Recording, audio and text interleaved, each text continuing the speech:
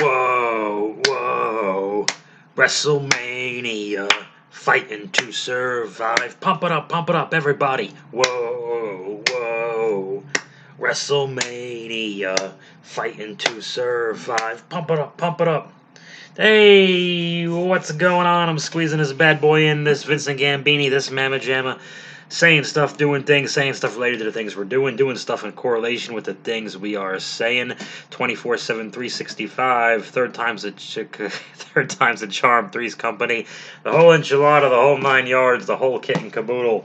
Like a champ, like an animal, like a beast, like a savage, like a warrior, like a madman, like a jackhammer, like a steamer, like a firecracker, like a runaway freight train, daddy. It is night one of WrestleMania. I took no notes. I had a lot going on yesterday, so I'm just going to go off my memory. I watched a pre-show. I was glad there was no pre-show match. Bob Squad, how are you? Good to see you guys. I'm going to try to join you guys on the Discord thing. I'm registered, but I still don't know how to join after that. I was even if I wasn't busy, I was hesitant to try to join the Discord chat yesterday. If you guys were doing that, just because, well, this is weird if anyone else is listening to this, but what? Excuse me. But if you've seen my numbers, I don't think it affects too many people. I was afraid in that medium, I would be a bit too negative for for that group and that experience, and only make myself look bad in the process. Excuse me. So I kind of refrained. I'm going to try tonight if I can get the thing going. I haven't registered, but I don't know where to go from there. It doesn't matter right now.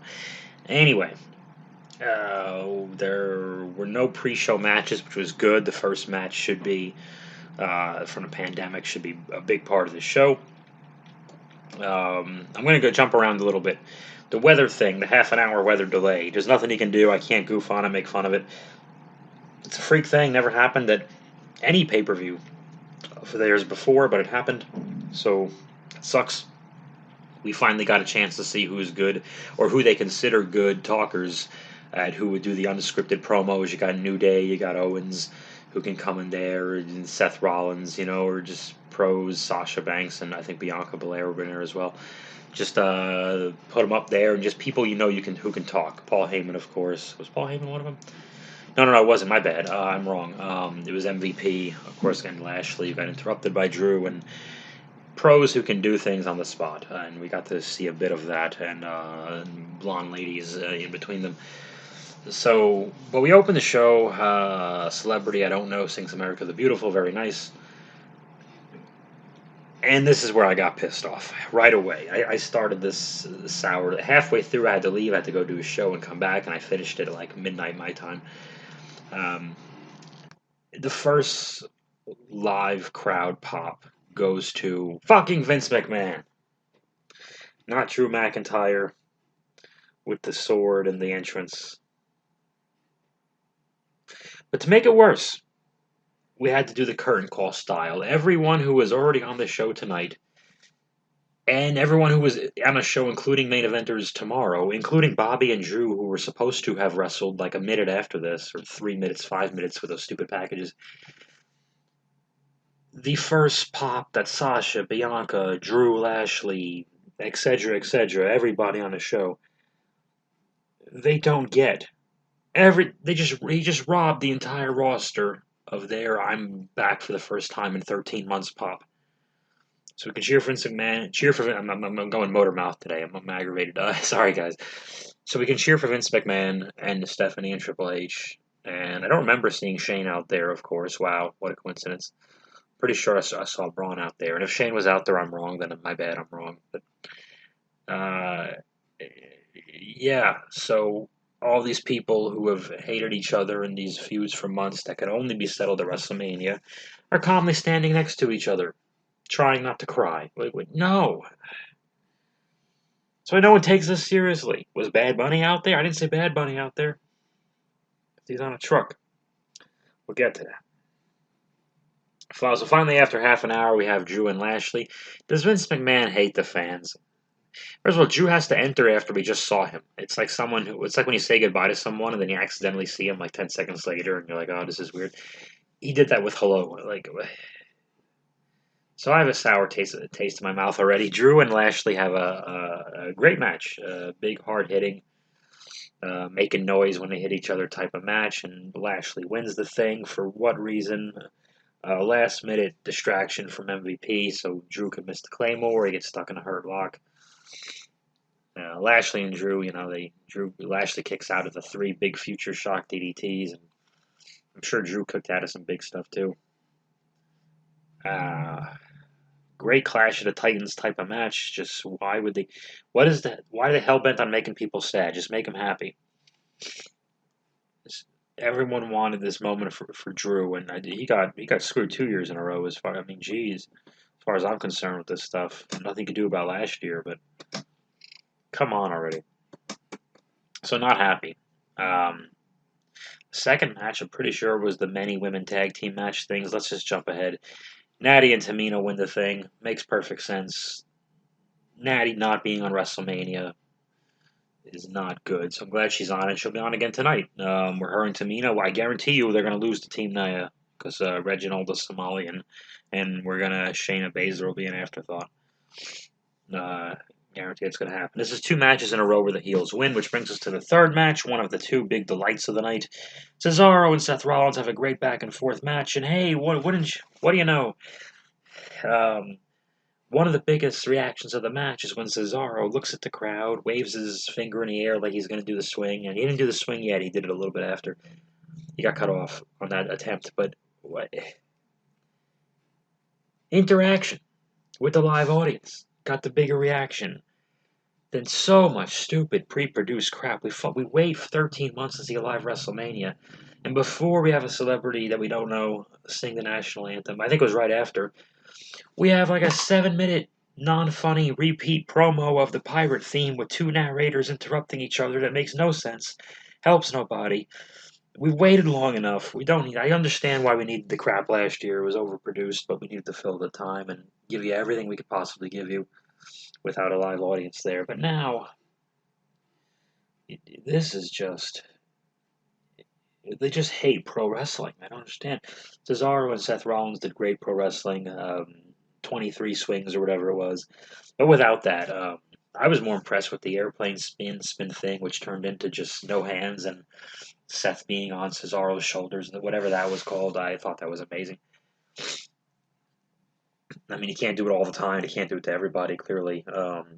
But because I've never seen him do that before, and probably did for a few seconds once, but he's not known for doing it. It was like extra special. So Cesaro getting the win, the real emotion there, because the people saw someone who they believe they made, and they're right, get his just due. And you had a bit of that feeling in the main event as well. I forgot what happens after that. I forget. Did they do the Hall of Fame thing? Probably. They all walk out again, and who the hell cares? I think that's when that happened. This is so much easier with no notes, guys. Oh boy, I have to follow every little thing. So there was a match after that. So this is when I had to leave and come back. So now, 4 hours later, I saw this match. The New Day wrestle AJ and Omos for the Tag Team Championships. So they did this thing with AJ, of course, wrestles the first 8/10 of the match. And he wrestles the New Day. This was fun. New Day, I think, they didn't get quite the live reaction I thought they were going to get, but I love the mini surprises of WrestleMania. New Day, Big E introduced him, which wasn't anything they advertised, made a big deal of. Big E's in Tampa. He's there anyway. He's obviously wrestling, and it is, in my time, it is 38 minutes from the pre-show. That's at the time I'm recording this. Because I might actually be uploading this during WrestleMania. I gotta go to Walmart and buy some bread and go to Rubio's and get some fish tacos. It's not important right now, but we'll talk about the tacos maybe tomorrow. I'll tell you how they were. I will too now. That's gonna be the big thing. Yeah. Did I have any other thing important to say about? Oh yeah. So that tag team match. I love the little surprises with that. Okay, Big E, makes it special. It wasn't advertised. Big E just walked out and you heard the people react. So I was like, oh, okay, cool. I'm excited to see the Nigerian jump fight. Oh boy, I'm nervous about that. Nervous in a good way. It's not my fault. Omos is finally tagged in, and he basically destroys the New Day. They did a cool thing. AJ does the phenomenal forearm by standing off of Omos's shoulders onto Kofi.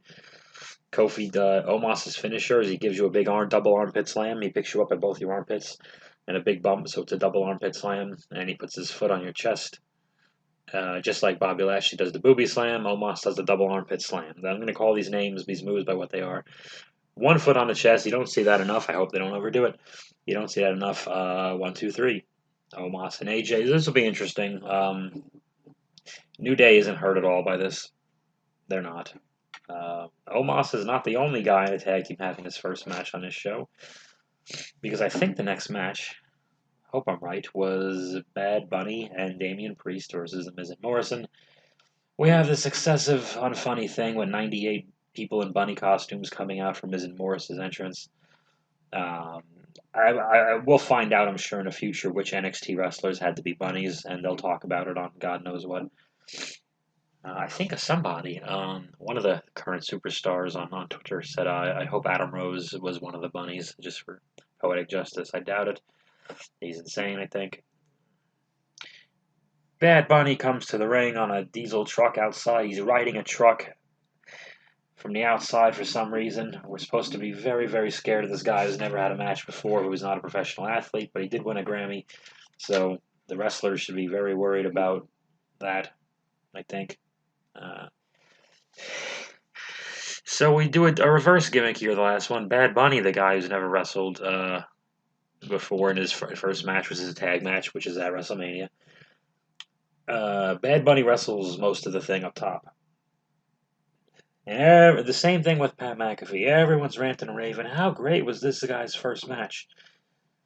Well, it makes everything, the whole business look stupid if a guy who's never wrestled before, who's not like a professional athlete, like Ronda Rousey was a great example. If the guy's a rapper and he's never fought before, why, he shouldn't be competitive at all. He should get in there with the cheap shots and get out. And this should have been Priest versus with special cameos from Bad Bunny throughout the match, and we did the complete opposite. I get that he's a big star, but I mean, everyone's going, he does a dive, he does the Canadian Destroy, whatever the hell it is, that stupid thing on the outside, and everyone rants and raves.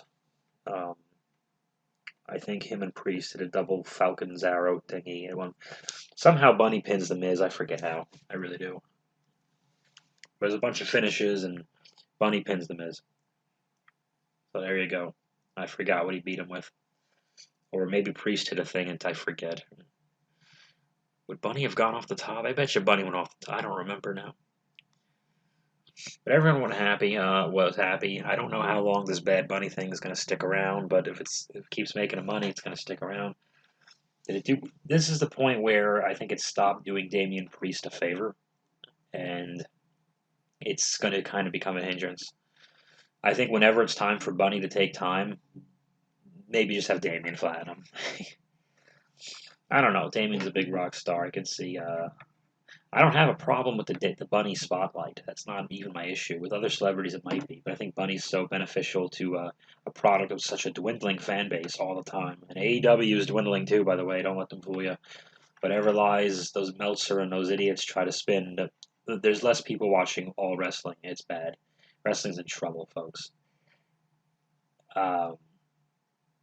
With Bunny helping as much as he can with the dwindling audience, like, okay, fair enough, but it can only go on for so long, I guess, unless Bunny just becomes a full-time roster guy, which is preposterous.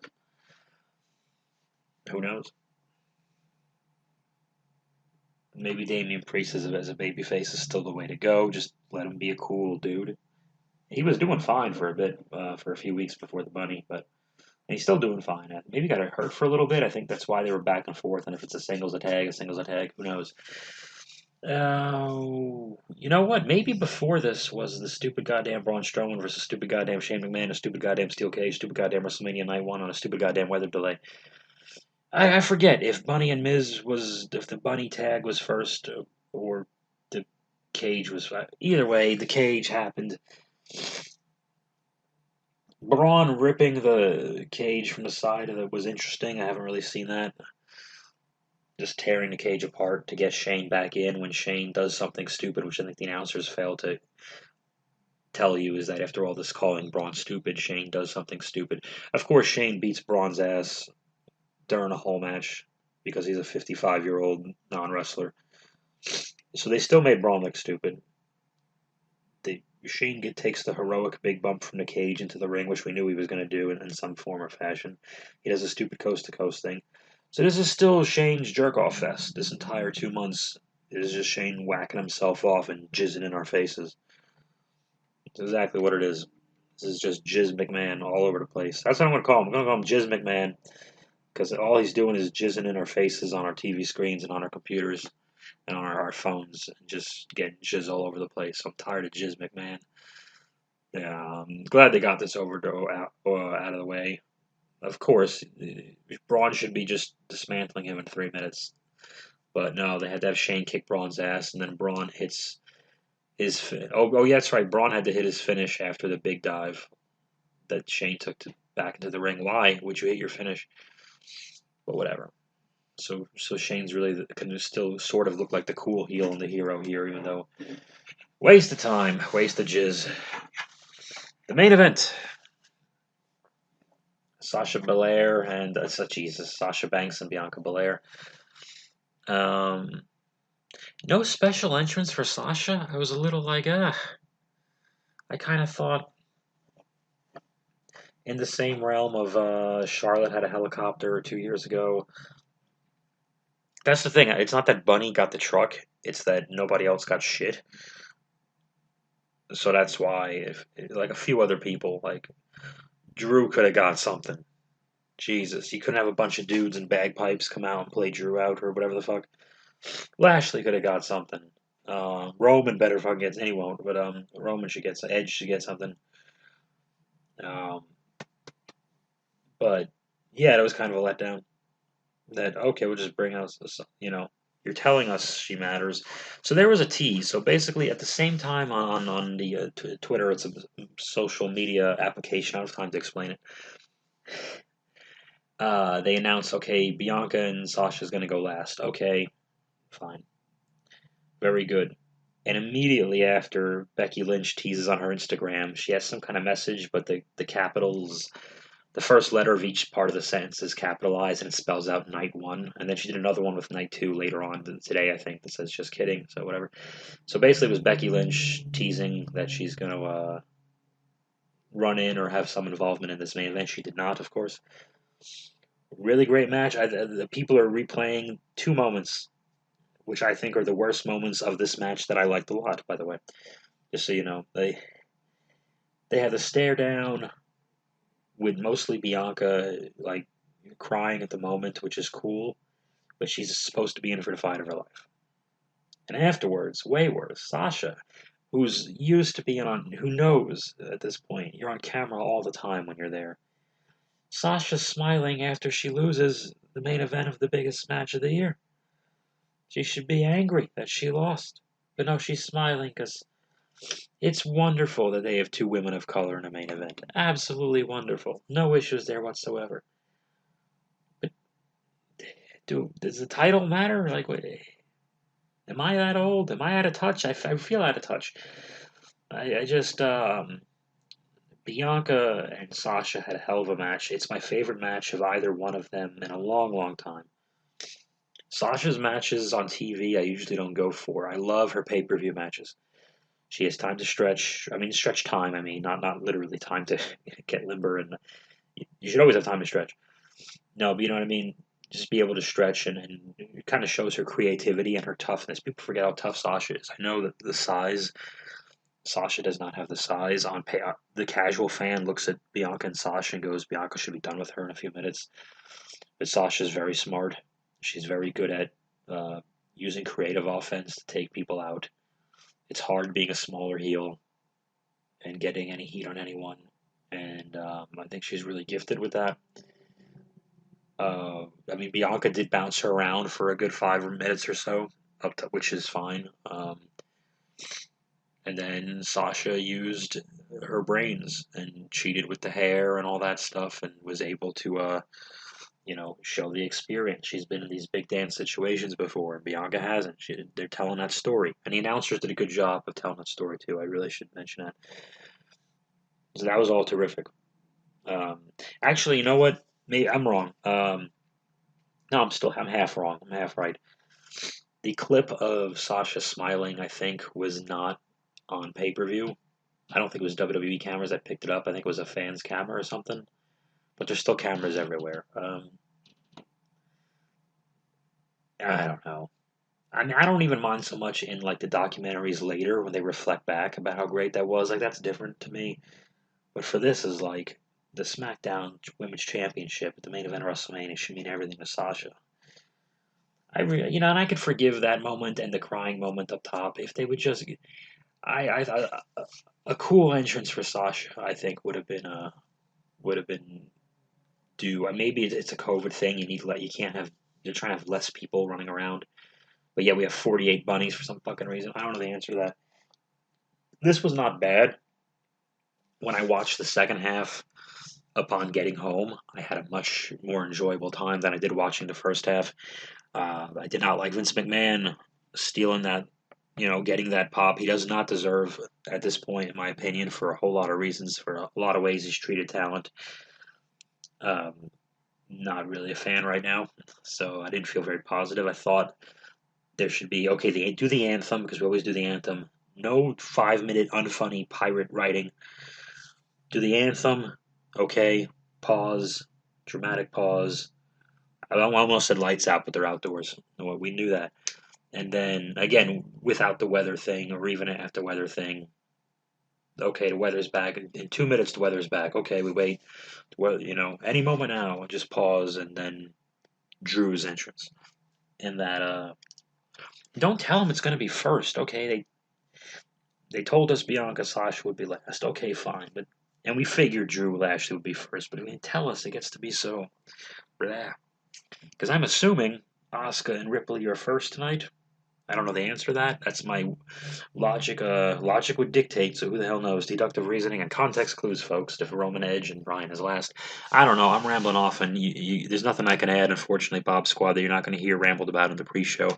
I want to check in with you guys and let you know that I'm watching, and I'm still 50-50 on the Discord thing because even if I can get in and figure this thing out in a short period of time, I don't know if I'm the best guy to have in that conversation.